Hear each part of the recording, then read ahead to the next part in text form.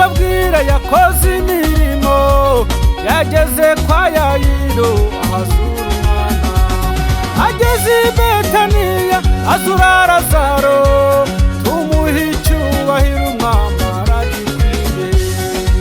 Uwo mwami mbabwira yakoze imirimo, yageze kwa Yayiro ahasura umwana, ageze i Betaniya azura Lazaro, tumuha icyubahiro umwami aragikwiye.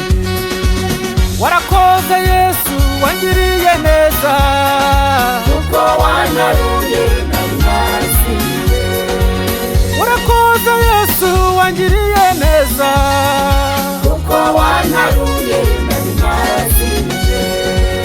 warakoze Yesu wangiriye neza, kuko wantaruye nari narasinze. warakoze Yesu wangiriye neza, kuko wantaruye